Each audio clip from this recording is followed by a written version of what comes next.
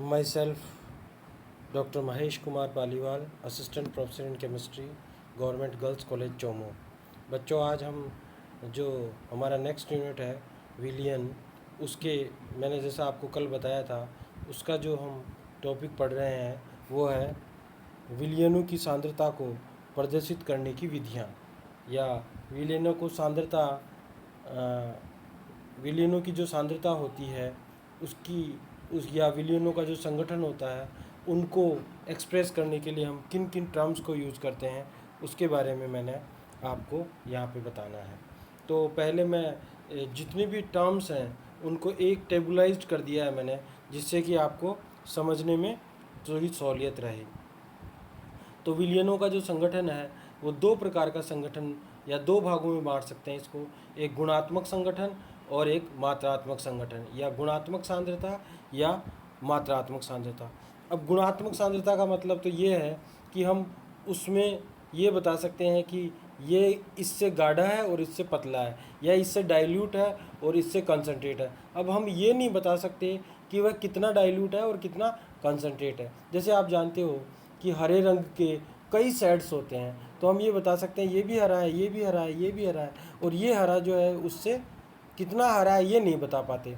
तो ऐसे जो गुण होते, ऐसे जो संगठन होते हैं या ऐसी जो सांद्रता होती है जिसमें सिर्फ हम गुण की बात करते हैं, खट्टा है या तीखा है, खट्टा है तो कितना खट्टा है, मीठा है तो कितना मीठा है, तो ऐसे विलियनों की सांद्रता की बात करते हैं, तो ये गुणात्मक संगठन कहलाता है, मात्रात्मक सांद्रता कहलाती है।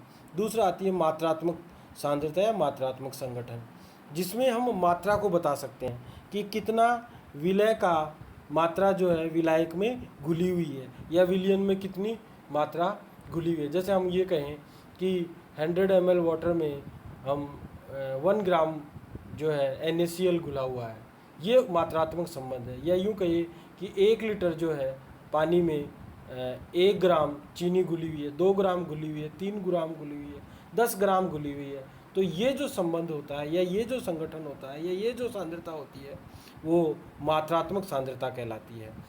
अब मात्रात्मक सांद्रता को भी दो भागों में बांट सकते हैं। कौन कौन सी? पहली तो है भार मात्रक, वेट यूनिट्स। दूसरी है भार आयतन मात्रक।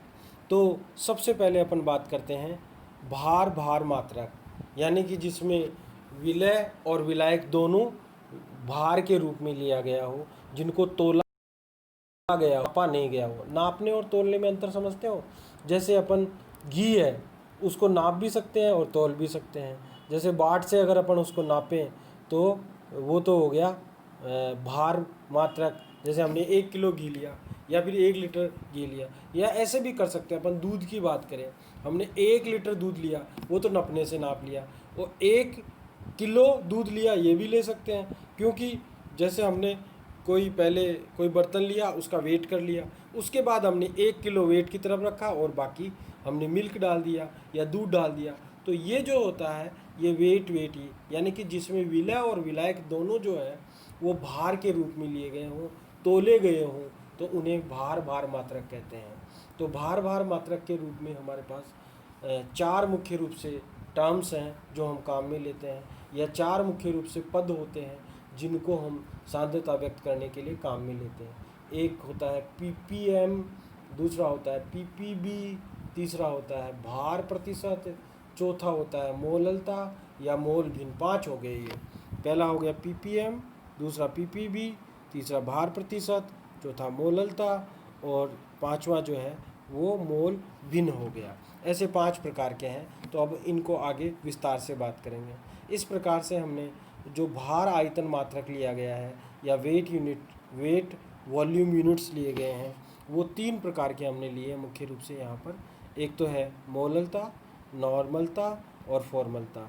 मोलरिटी, नॉर्मलिटी और फॉर्मेलिटी, जिसमें जो है सामान्यतः ऐसा लेते हैं जो विलय होता है, जो सॉल्यूट होता है वो तो तोल के लेते हैं, और जो सॉल्वेंट होता है वो नाप कर लेते हैं, यानी कि उसको नापा जाता है, वह जैसे लिक्विड होता है सामान्यतः ये। तो ये 3 टर्म्स काम में लेते हैं। तो अब अपन बात करते हैं इन सब की, मतलब टोटल जो 8 टर्म्स हैं उनके बारे में अपन बात करते हैं कि कैसे कैसे ये होती हैं।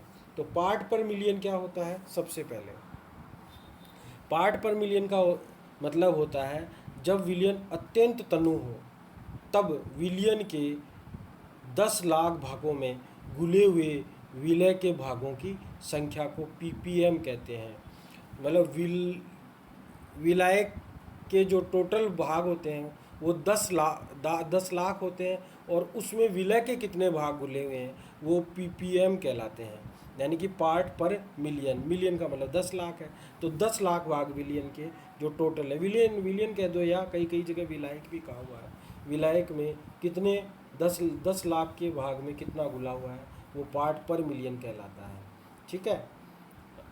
फिर कहलाता है दूसरा जो टर्म आता है वो आता है पार्ट पर बिलियन। जब विलियन के 10 के घात 9 भागों में घुले हुए विलय के भागों की संख्या को पीपीबी कहते हैं।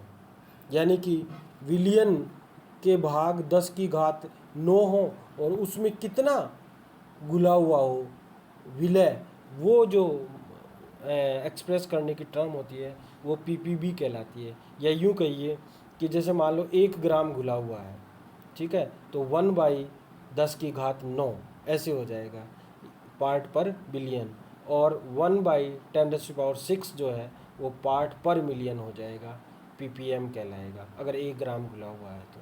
इस प्रकार से हम पार्ट पर मिलियन और पार्ट पर बिलियन काम में लेते हैं, और ये जो बहुत डाइल्यूट सॉल्यूशंस होते हैं उनको एक्सप्रेस करने के काम में आते हैं। ठीक है। जैसे अब मान लो 10 की घात 1/10⁶ है, तो कितना हो जाएगा? नॉर्मलिटी लें या पीपीएम में लें तो इसका हो जाएगा 10 की घात 6 में 1 अंश घुला हुआ होगा। तीसरा आता है भार प्रतिशत। भार प्रतिशत आप जानते हो कैसे निकालते हैं कि भार प्रतिशत ऐसे निकालते हैं कि 100 ग्राम विलियन में घुले हुए विलय के ग्रामों की मात्रा विलियन की भार प्रतिशत कहलाती है।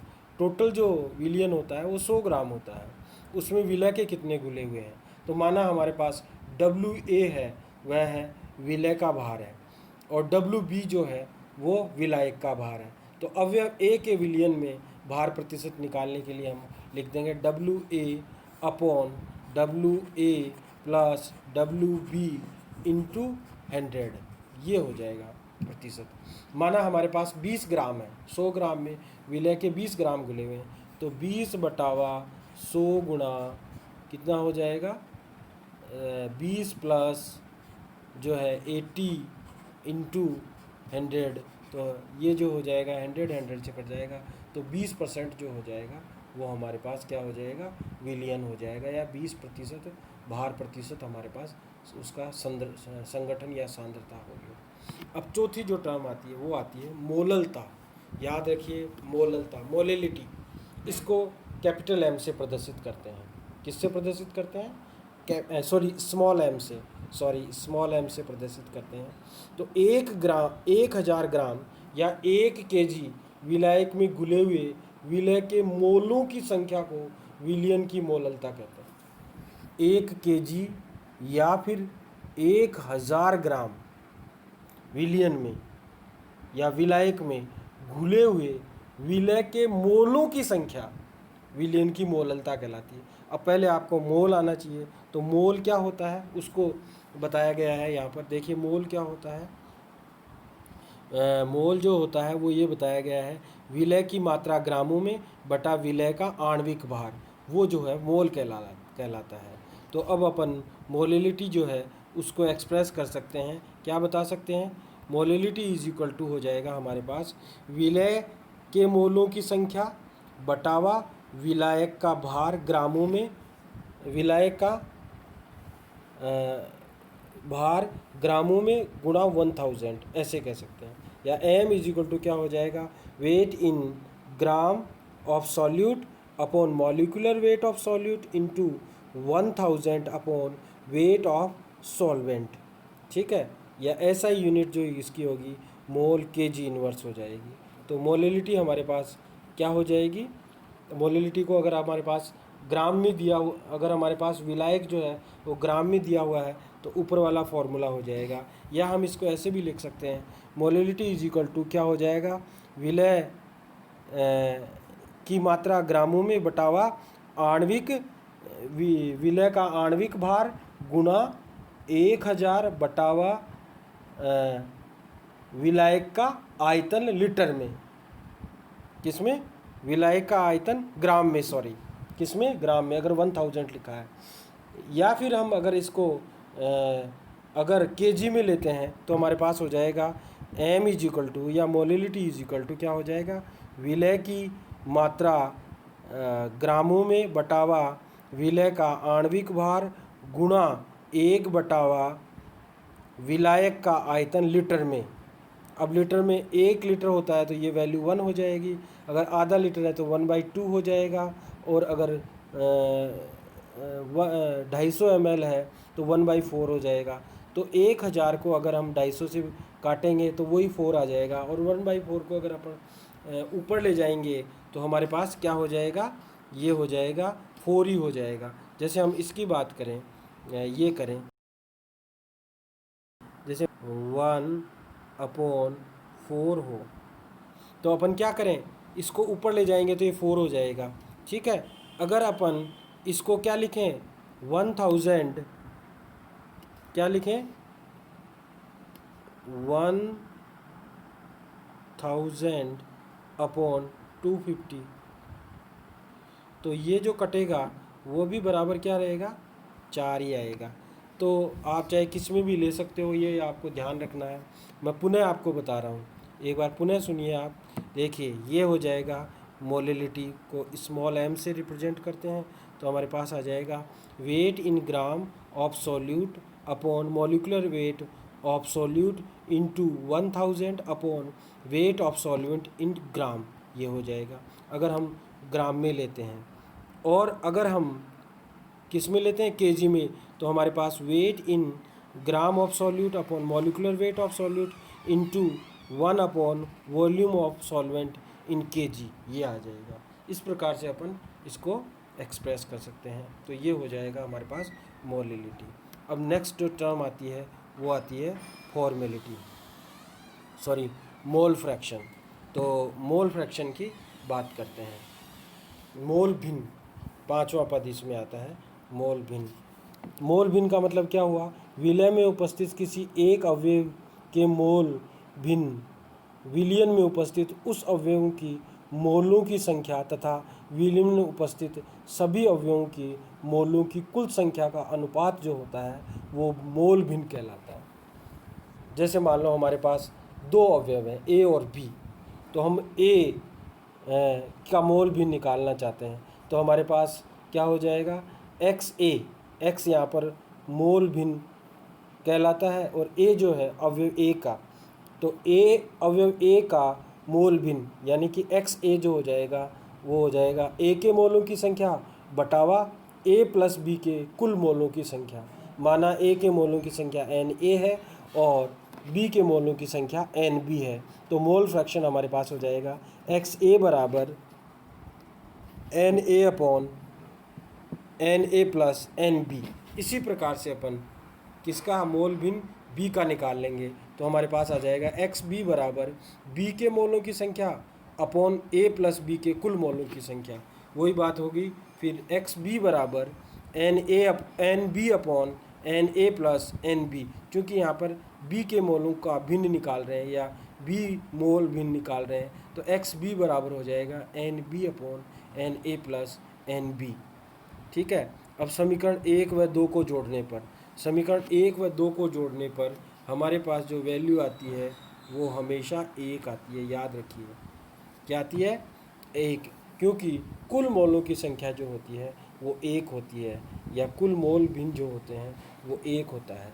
तो हमारे पास हो जाएगा x a plus x b is equal to n a upon n a plus n b plus n b upon n a plus n b is equal to 1, या फिर हो जाएगा x a plus x b is equal to 1। यदि विलयन गैसीय हो, ये याद रखना है आपने को, यदि विलयन क्या हो? गैसीय हो। विलयन गैसीय हो तो उस स्थिति में क्या होता है, फिर हम क्या करते हैं, गैस के मिश्रण में किसी अवयव के मोल भिन्न जो होंगे वो दाब के अनुसार लेते हैं। तो अवयव का आंशिक दाब बटावा कुल दाब, माना ए का जो है, ए और बी 2 अवयव हैं तो ए का जो दाब होगा अपॉन ए प्लस बी का जो दाब होगा वो हो जाएगा हमारे पास, उससे हमारे पास मोल भिन्न आ जाएगा। अब उसके बाद आता है, क्या आता है, मोलरिटी, छठी जो टर्म आती है। और मोलरिटी जो है वो भार आयतन मात्रक है। क्या है, वेट अपॉन क्या है, वॉल्यूम यूनिट है। तो उसकी बात करते हैं, इसे कैपिटल एम द्वारा प्रदर्शित करते हैं और ज़्यादातर यही काम में आती है। 1 लीटर विलियन में घुले हुए मोलों की संख्या उस विलियन की मोलरता कहलाती है। देखिए मोलरता और मोललता में यही फ़र्क है, या मोलरिटी और मोलिलिटी में यही फ़र्क है। मोलिलिटी में हम 1 kg लेते हैं और मोलरिटी में हम 1 लीटर लेते हैं। ठीक है, समझ में आ गई बात, बस इतना सा फ़र्क है और दोनों सेम है। तो हमारे पास क्या हो जाएगा, 1 लीटर विलियन में घुले हुए विलय के मोलों की संख्या उस विलियन की मोलरता कहलाती है। तो हमारे पास 2 फॉर्मूले होते हैं, जैसा मैंने आपको पहले बताया कि अगर आयतन लीटर में दिया हुआ हो तब हमारे पास क्या हो जाएगा, तो हमारे पास ये हो जाएगा weight in gram of solute upon molecular weight of solute into 1 upon विलायक का आयतन लीटर में, या फिर volume of solvent in litre. ठीक है, ये हो जाएगा। या फिर अपन इसको ऐसे भी ले सकते हैं, विलय का भार ग्रामों में बटावा विलय का आणविक भार गुणा 1000 अपॉन विलय का आयतन ml में। ठीक है, यहाँ ml में 250 ml हो सकता है, जहाँ पे जैसे हमने 500 ग्राम कहा था, 250 ग्राम कहा था, ऐसे ही अपन यहाँ पे 500 ml हो जाएगा आधा लीटर के लिए, और 250 हो जाएगा किसके लिए, 1/4 लीटर के लिए। तो इस प्रकार से अपन यहाँ पर बता सकते हैं। एक मैंने स्पेशल आपको दे रखा है, डिमाल क्या होता है। डिमाल भी एक मोलरता को एक्सप्रेस करने का टर्म होता है। और डिमाल क्या होता है, it is equal to the molar concentration 0 degree centigrade. 0 degree centigrade पर किसी विलियन की जो मोलर कंसनट्रेशन होती है वो क्या हो जाती है, वो क्या कहलाती है, डिमाल कहलाती है। और that mean 1D represents 1 mole of solute present in 1 litre of solution at 0 degree centigrade. 1D का मतलब ये होता है कि किसी विलायक के 1 लीटर में किसी विलय का 1 मोल घुला हुआ है जब ताप 0 डिग्री सेंटीग्रेड हो, तो ये डिमाल कहलाता है। नेक्स्ट जो आता है वो आता है नॉर्मेलिटी। देखिए नॉर्मेलिटी और मोलरिटी में यही फ़र्क है, जहाँ पर विलय का आणविक भार लिया गया है, यहाँ पर विलय का क्या लिया गया है, तुल्यांकी भार लिया गया है, बस इतना ही फ़र्क है। तो क्या हो जाएगा, इसे कैपिटल N द्वारा प्रदर्शित करते हैं और 1 लीटर विलियन में घुले हुए विलय के ग्राम तुल्यांकी भारों या तुल्यांकों की संख्या जो होती है वो नॉर्मेलिटी कहलाती है। 1 लीटर विलियन में विलय के 1 लीटर विलियन में विलय के कितने ग्राम तुल्यांक घुले होते हैं वो उसकी नॉर्मेलिटी कहलाती है, नॉर्मलता कहलाती है। तो फॉर्मूला हो जाएगा, विलय का भार ग्रामों में बटावा विलय का तुल्यांकी भार गुणा 1/, विलायक का आयतन लीटर में। या फिर ये हो जाएगा, क्या हो जाएगा, विलय का भार ग्रामों में बटावा विलय का तुल्यांकी भार गुणा 1000 अपॉन विलायक का आयतन ml में। इस प्रकार से अपन इसको बता सकते हैं। ठीक है, अब नेक्स्ट जो आता है वो आता है फॉर्मेलिटी। फॉर्मेलिटी जो है इसे F द्वारा प्रदर्शित करते हैं। और फॉर्मेलिटी जो होती है उसका मतलब ये होता है कि फॉर्मूला वेट जितना 1 लीटर विलियन में घुला हुआ हो वो फॉर्मेलिटी कहलाती है। तो जब वियोजन या संगुणन के कारण विलय का विलियन में अणुभार अनिश्चित हो जाता है, ऐसी स्थिति में विलियन बनाने से पहले तथा विलियन बनाने के बाद विलय की प्रकृति में अंतर स्पष्ट करने के लिए फॉर्मलता का प्रयोग करते हैं।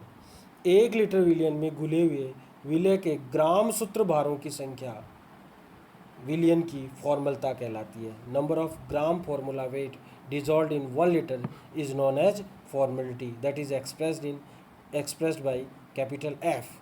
तापमान बढ़ने के साथ साथ फॉर्मलता का मान कम होता जाता है। तो फॉर्मलता जो है F = हो जाएगा विलय का भार ग्रामों में बटावा विलय का सूत्र भार गुणा 1/ विलाय का आयतन लीटर में, या फिर विलय का भार ग्रामों में अपॉन विलय का सूत्रभार गुणा 1000 अपॉन विलय का आयतन ml में, ये हो जाएगा। अब एक क्वेश्चन भी दिया गया है यहाँ पर, 10.35 ग्राम BaOH का होल ट्वाइस 2H2O 1 लीटर में घुला हुआ हो तो फॉर्मलता ज्ञात कीजिए। तो फॉर्मलता क्या हो जाएगी, उसका वेट अपॉन उसका क्या हो जाएगा, सूत्रभार या फॉर्मूला वेट इंटू 1/1 हो जाएगा, 1 लीटर दिया हुआ है तो इसकी फॉर्मेलिटी आ जाएगी कितनी, F = 0.05। अब दो इम्पोर्टेंट बात मैंने स्टार लगा के बताई है, ये याद रखनी है। वेट बाय वेट सॉल्यूशन सबसे अच्छे होते हैं। मोलिलिटी जो है वो वेट बाय वेट सॉल्यूशन का एक उदाहरण है, यह सबसे अच्छी कंसंट्रेशन एक्सप्रेस करने की टर्म होती है, क्योंकि ये ताप से अप्रभावित रहती है, इसलिए जो मोलिलिटी होती है वो सबसे अच्छी टर्म होती है सांद्रता की। इस प्रकार से अपन इन टर्म्स के बारे में बात कर सकते हैं। धन्यवाद। अब नेक्स्ट क्लास में अपन सक्रियता गुणांक और रावल्स के नियम की बात करेंगे। ठीक है, धन्यवाद।